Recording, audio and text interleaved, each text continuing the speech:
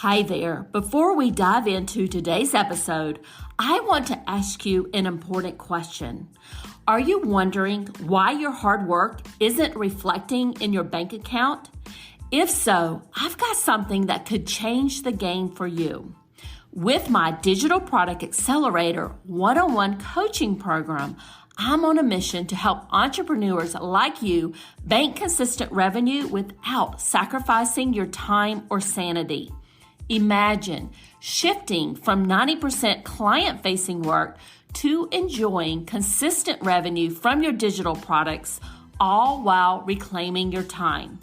You already know that you don't need another course, and a one-size-fits-all approach isn't going to cut it. What you need is a strategic, long-term plan tailored just for you.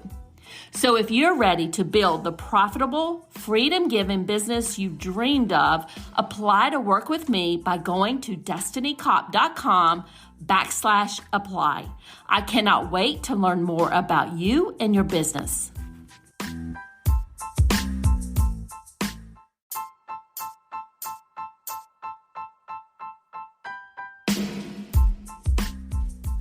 Welcome to the Course Creators MBA podcast. I'm your host, Dr. Destiny Kopp, and I help business owners increase their revenue with digital products and automated sales funnels. In this podcast, we tell the stories of ordinary business owners just like you. We talk about their story and how they got started, the challenges they've experienced, and how they overcame them.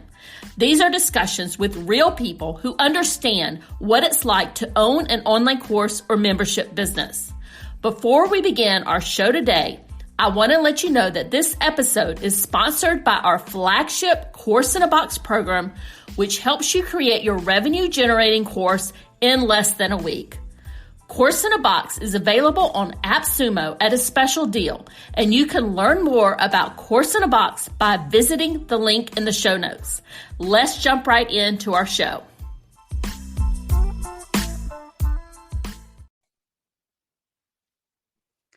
And today, my special guest is Beth Nydick. Beth shows her clients how to intentionally prepare their business and leverage exposure through collaboration and media so they can increase their credibility, acquire more clients, and earn cash. As a result of working with Beth, her clients confidently appear on TV and media with a solid business foundation and using media and strategy to scale their business. Beth has been featured on Oprah, Parade, Forbes, Nylon Magazine, Tori Burch, and Better Homes and Gardens, plus experiences on the Dr. Oz Show, The Chew, and The Tonight Show, and holds 2 Guinness Book of World Records. Beth, thank you so much for joining me. I'm so excited to be here with you today. Oh my goodness, so am I. Thank you so much for having me.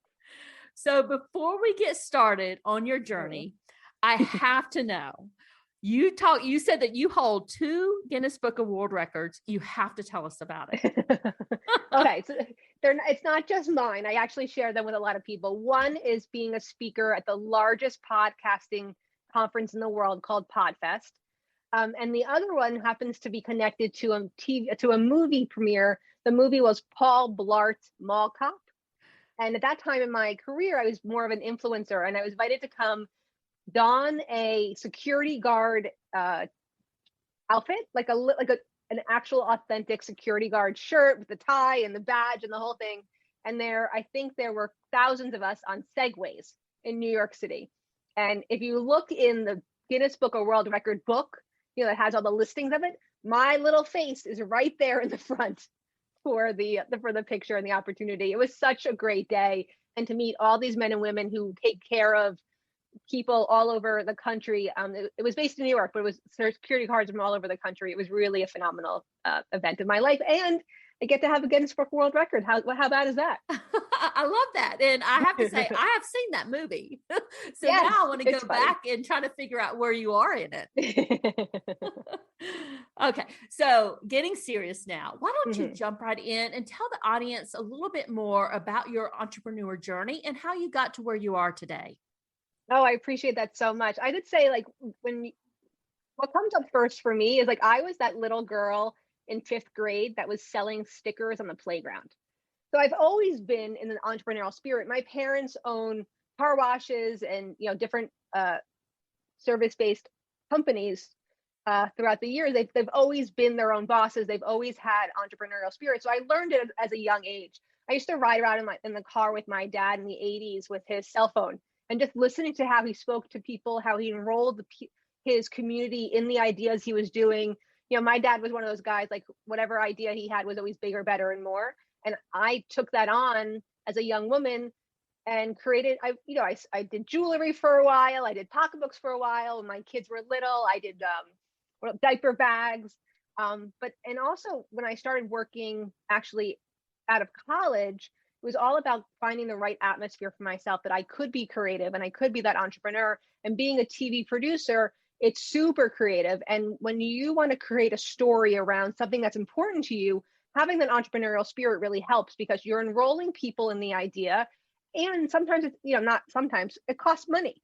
So getting sponsors, getting brands, getting people to think that the idea that you're doing is a good idea for adding value to their audience was always a part of it. In 2009, I became an online entrepreneur. My kids were in school. I was like, okay, what am I going to do with my life? What am I good at? And I didn't want to go back to TV, because anyone that knows TV knows you work 14, 16, 18 hours a day. And I just didn't want to do that with 2 little kids. So I actually became a nutritionist. I got certified. I was doing counseling and that kind of stuff, but I always knew that I wanted more. I didn't want to be stuck in an office talking to people all day.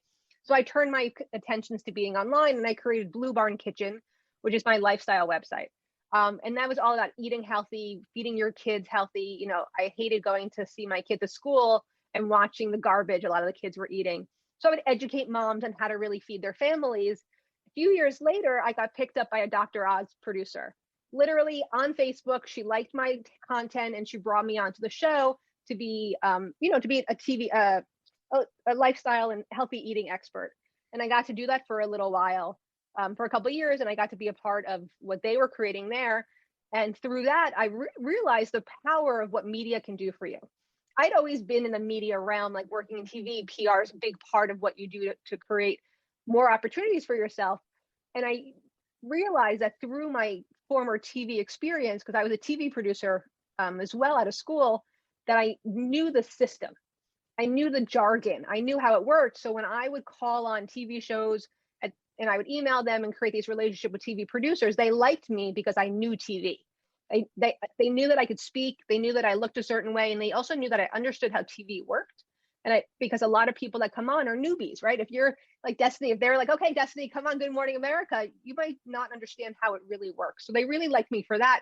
And honestly, I leaned into that by figuring out what I could do next in my business. And the next thing was I published a cocktail cookbook. So the cocktail cookbook is all about health. It's called Clean Cocktails, Righteous Recipes for the Modern Mixologist.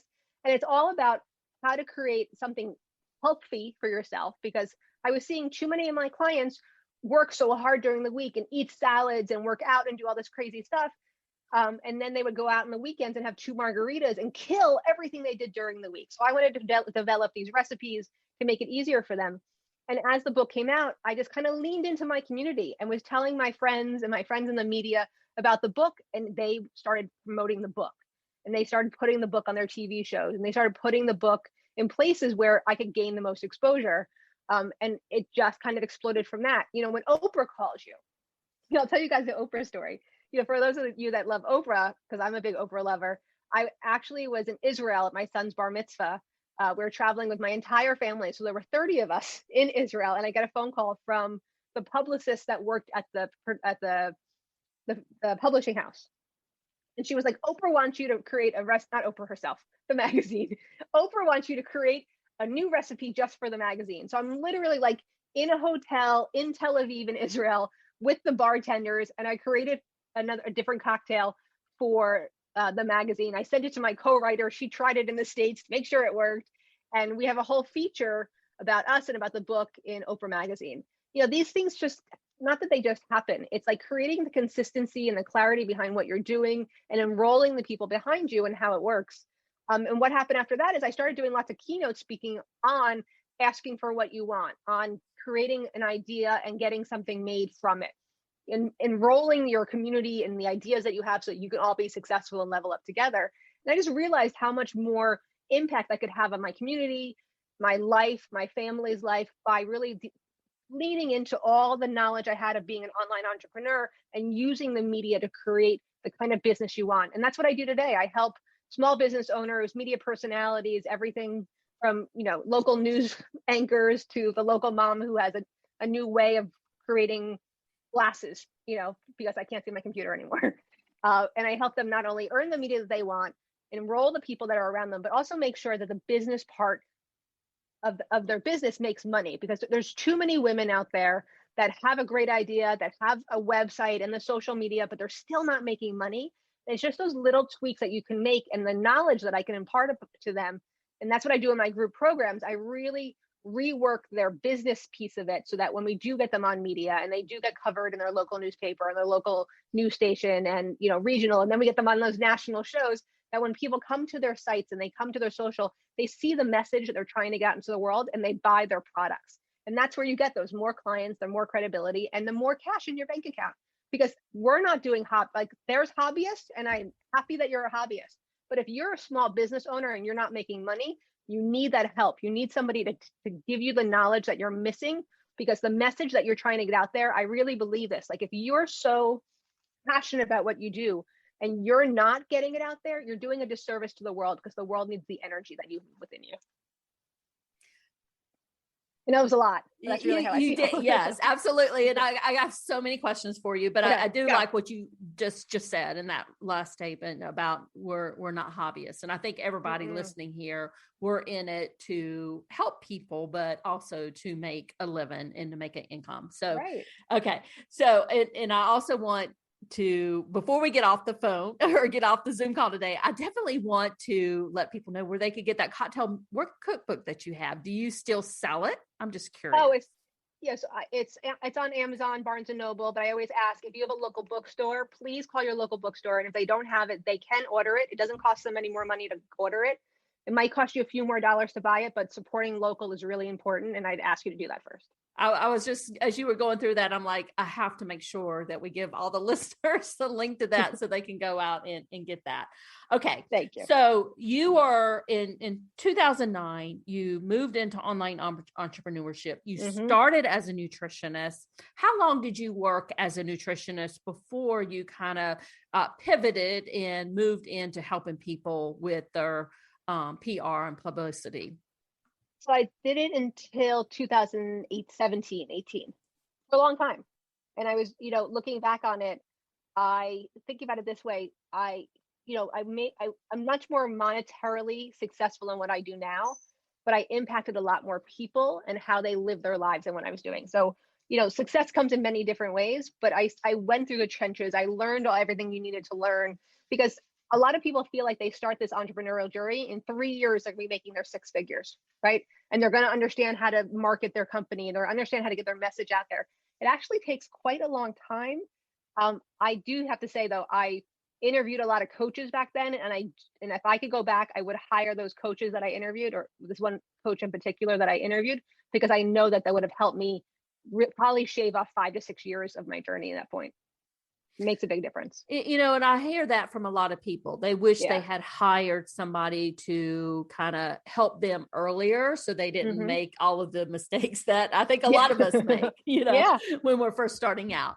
Exactly. So when you were in Oprah's magazine, I'm assuming you were still in your nutritionist type career, correct? Yes. Okay. Yes. So in 2018, that's when you moved into PR and helping people. And you made a comment earlier. You were good at it, right? Because you understood TV, you understood kind of what was going on behind the scenes. And you're right. If somebody asked me to be on Good Morning America, I wouldn't know where to start, because I've never I'd help you. Yeah. Never been exposed to that. So I definitely think there's power in that, in all the experience that you had. Tell us a little bit now about, I know you have online courses or online course. Mm-hmm. Tell us a little bit about, you started, you pivoted in 2018. How long was it before you added an online course to your portfolio? And what did you do initially when you pivoted? How did you make that transition? And is your nutritionist website and all the work that you had done before, is it still out there? Or do you still have that business too? Yeah, no, that's still out there. And I really use it as social proof that the way that my framework, I call it the media spotlight framework, the framework that I teach my clients with works. Because I probably do one or two TV segments about cocktails every month. I'm on a national TV show or I'm streaming channel from doing that because I want to be able to show that the way that I do things can get you on air no matter what you're talking about. Because a lot of people feel like, well, if I'm not an expert in X, I can't go on TV and talk about X, but you can. My business isn't really lifestyle and health anymore, but I can still get on TV and talk about cocktails because the story and the opportunity to educate their audience about what I'm talking about, that's what's important to the producer. And I think that's a mind shift that a lot of people need to have. For me, I really started doing more one-on-one support and consulting. I had my group program. I did one last year. Honestly, I had one meeting in person before the pandemic started, and then we went online. And I've been in that all of last year. So I'm launching my next group program actually next week. My new group program, my Media Spotlight Accelerator, starts next week, and that's a program that's going to go to the end of the year and not only helps you get your business set up, but I teach you how to get media and how to make your business work for you, because I'm tired of women telling me that they work 10-hour days and not making any money. Like it honestly, it keeps me up at night thinking how many women are out there that have such passion and have such an amazing story that people need to hear to be inspired to make moves in their own life, and they're not being heard. And this is a group coaching program, right, that you're launching. Yes. Tell us a little bit about how you've structured it, but also you're launching it next week. Tell us a little bit about how that launch has been. What did you do? How are you launching it? Give us all the good details. Oh, well, so I'll tell you, one reason I really love doing podcasts like this is because I can actually tell the truth and we can have like a real conversation about it. So I launched it last year. I was going to launch it again and I never did. So like the landing page that's up and all the things that people are going to see in the next week, I've actually had created since last April. And I would really blocked myself because I had an experience with a group of women that I was friends with that they kind of dropped me. I won't go into the whole big story, but they kind of dropped me in the sense where I needed people to show up for me and they didn't show up for me. So as I was trying to relaunch this program, the feeling that no one was going to show up kept blocking me from doing it. And it really stopped me from doing a lot of other things that I wanted to do late last year because I was so afraid that I wasn't enough and I wasn't going to have people show up for me and people weren't going to like what I had to say. And I created this whole story around that I wasn't doing the right thing because these people didn't do what I needed them to do. When friends kind of show you who they are, sometimes it really, not sometimes, honestly, it really threw me. These are people I was friends with for a long time and it just wasn't they just didn't show up the way that I needed them to show up. Unfortunately, we lost my father-in-law in a tragic way and they just kind of disappeared on me. And it not only did the tragedy really screw with me a little bit, but not having the people who I thought were going to be in my community. Thank God I have an online community of entrepreneurs and friends, because when I finally was able to articulate why I wasn't doing it last, I think October, November, December is really when I kind of like worked through the blocks.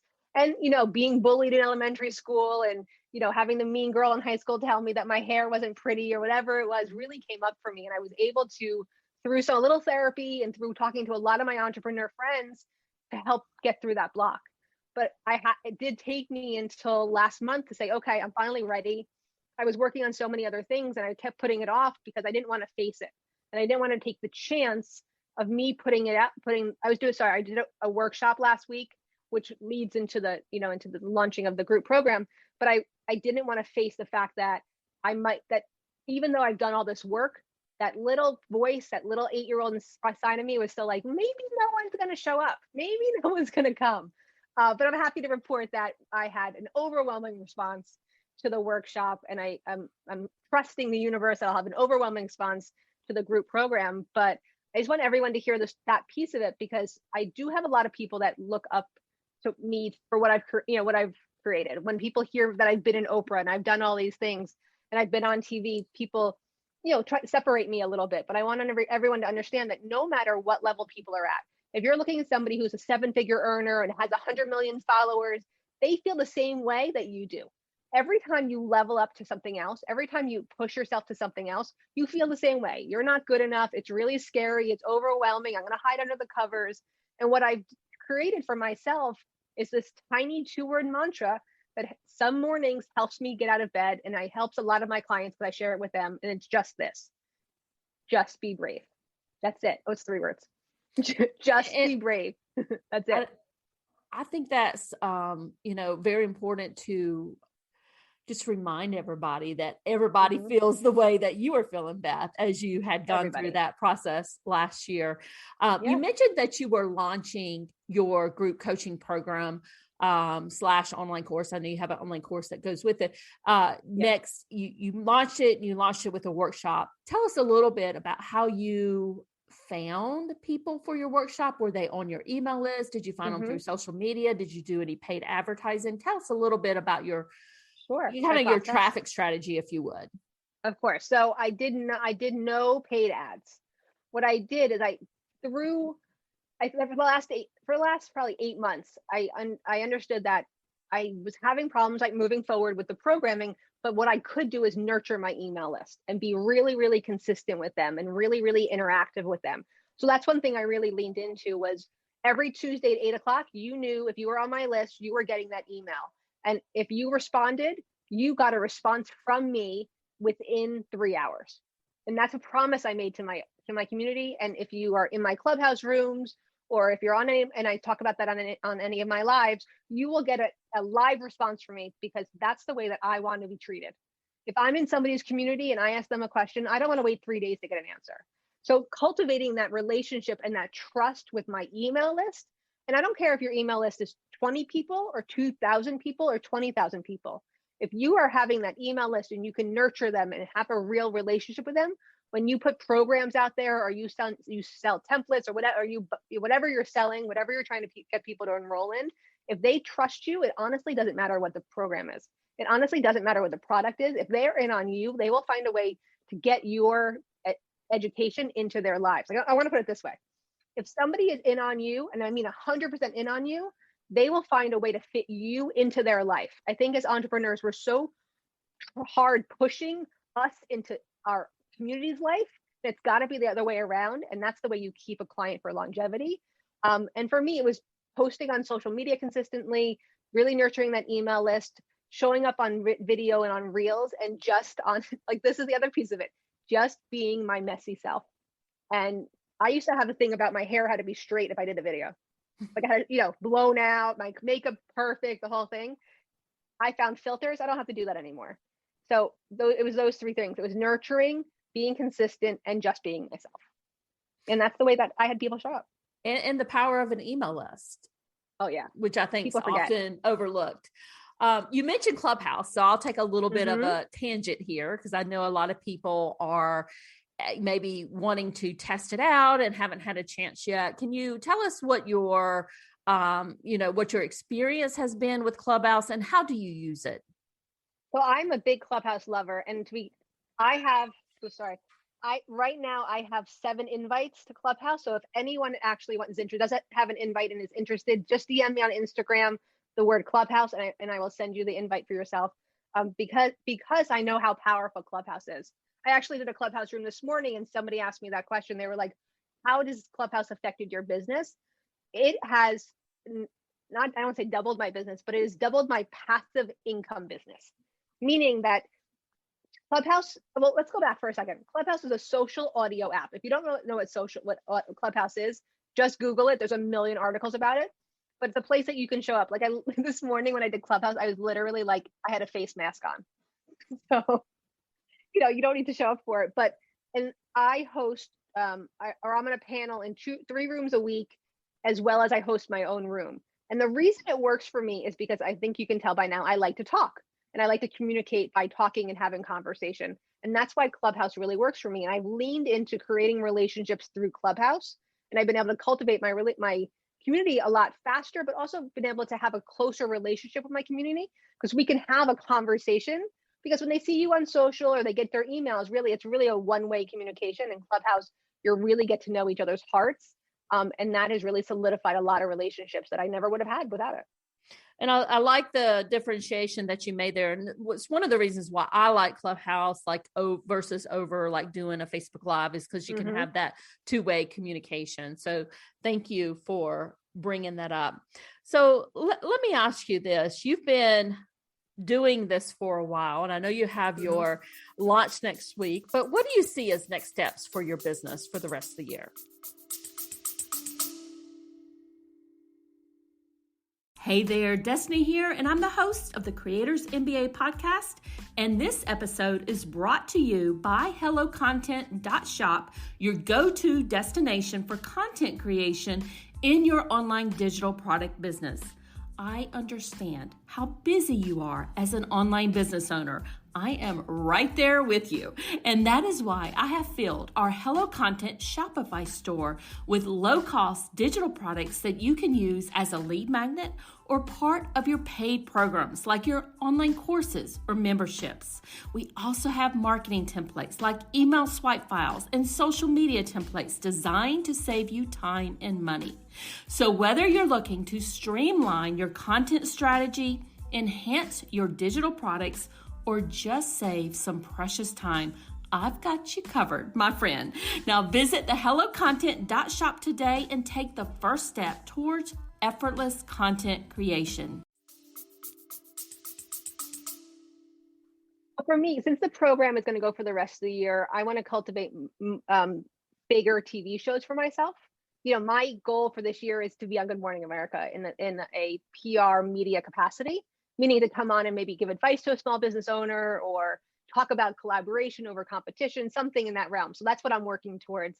I'm actually creating the framework for a TV show for my, working on developing a TV show and getting people interested in doing that with me so that I can develop that for either, maybe NBC or even a streaming channel.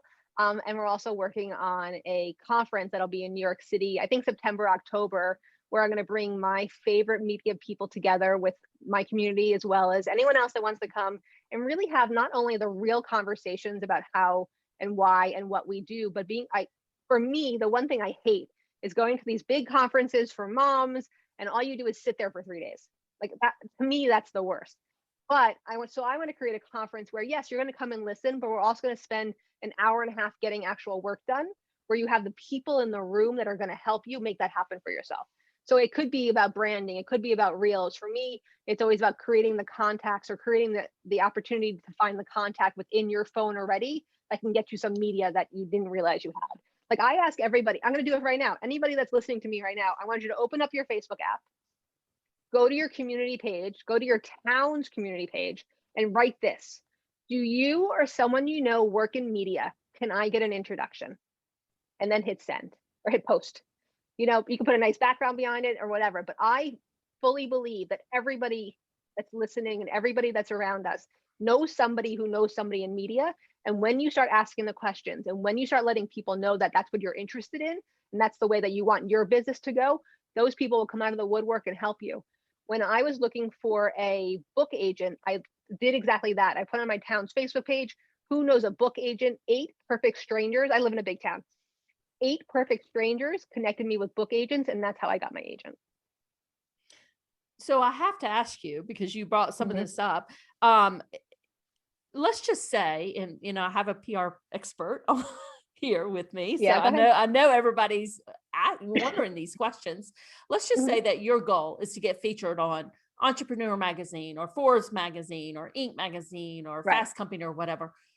How in the world do you go about doing that? Well, so if you were working with me or the people that are going to be in my group program, depending on where you are in your business. So let's start with somebody who's new. So if you're new, I want you to start local. I want you to call your local newspaper. I want you to literally pick up the phone and call your local news station and say, Hi, my name is Beth. I'm looking to connect with your lifestyle report, your lifestyle producer. Who can I speak to? And then tell them your story. Give them an idea. Like, I want to come on and make spring cocktails. It's summer. I want to come on and make summer cocktails for your audience so that they can be healthy when they drink by the pool, right? Like, it's simple as that. Remember, you're talking to people. So I always say start local, and then you go regional, and then you go national. There are always those opportunities for you to hit something national because somebody likes your story. And I could tell you, like, the big places like entrepreneur.com and Good Morning America, the Today Show, all that kind of stuff, they look for local and regional story ideas from looking at local papers. Like, when I years ago, when I worked at the Tonight Show, I would literally sit in a room for hours each week and just go through local papers looking for stories. So if your goal is to be an entrepreneur.com, you need to start somewhere, and you start local. But as you grow and as you get bigger, I want you to really pay attention to who in that magazine or who on that online property is writing about what you talk about. And I want you to make a friend. It's high school, guys. I know some of us hated high school, but it's a little bit of high school. Meaning, if you like what they're writing about, then tell them, literally comment on their post, slide into their DMs. I really liked your article on X because I do X, and I think it's really important to get the story out into the world. You're not asking them for anything, you're complimenting them. And for them on the other side, how happy would you be if you're a writer and some stranger just tells you how much they like your writing? Right? Like how many times do we need to be seen or acknowledged? And that's what you're doing for them. And they know that you're doing that not only because you like the article, but because you want them to cover you. It's not a secret, but it's the way it's called. I call it media dating. It's like the media dance. So creating those relationships with people who are in the places that you want to be will get you to those places you want to be. But you do have to start somewhere, because primarily you're not going to get onto those places unless you have some coverage first. And that's just the way, you have to crawl before you walk. So thank you for indulging me and taking that little tangent there. I know everybody loved hearing your advice there, and you brought it some tips there that I wasn't even aware of. So thank you for that. So the last closing question I have for you, Beth, is what advice do you have for other online course creators or entrepreneurs out there? Besides working with me? Well, I think it's clear they need to work with you if they're interested in PR. Yeah. Honestly, it's just being yourself. And I know that sounds silly, but if you are not 100% your messy self online, I want to acknowledge that, and I want you to encourage you and give you permission to be it. When I put out videos or I do stories where I'm like, you guys, I'm having a really hard day, that's when people engage with me more. I did a video, I think last month. I was like, everything's working and it's making me nervous, right? Like, finally, I'm getting to a point where I have my clients, everything's going. I got my TV stuff. I'm like, but why is this happening? I get very overwhelmed, and I get more responses from being honest about what's going on with me. I also share I have good days. And when we share both sides of that, then our audience not only can really see who we are, and they can see our heart, because so often content creators are just talking about their content, right? And they're not showing how their dog pooped in their kitchen, or how their kid pooped in the kitchen, or whatever that silly thing is that happened in your life. Sharing a little piece of your life. And I want to caveat that I don't share my kids' lives. My kids are 17 and 19. At this point, they're like, I don't care anymore, but I didn't want to share their lives before they gave me permission to do so. So if that's good with you, share your kids' lives. It's not a choice that I made for my own family. But if you watch me, I have kids. I've been married for a long time. I have 2 pit bulls, even if you don't see them, because I talk about it all the time. Because we forget that people need to know, like, and trust you before they buy from you. And to know you means to actually know you, not know the persona you're putting out there, or as your business owner. You have to be a person. And again, if they're in on you, it doesn't matter what you're doing, they're going to find a way to put you into their lives. It's so simple, yet so hard. Showing the messy part of you. I love what you just said there, Beth. And I think that's, something that all of us, some people it's easier for some people than others. I would say that for me personally, it's not as easy. I don't really share details about my kids. I do share details about my dog for sure. I think a lot of people know that I have kids, and once in a while I'll share information about their baseball games or some of the stuff they're going through. But I love the tip that you gave us there. So Beth, where can people find you? Oh, thank you so much. So you can find me on almost every media platform at Beth Nydick. And you can also go to bethnydick.com, click under programs, and you can see my Media Spotlight Accelerator coming up next week.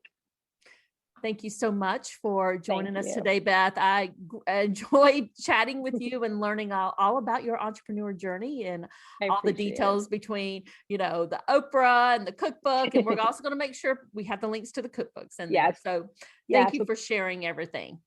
Thank you so much. I really appreciate it. But if you do have a local bookstore, please call them first. It's really important to really support them, especially now. Thank you.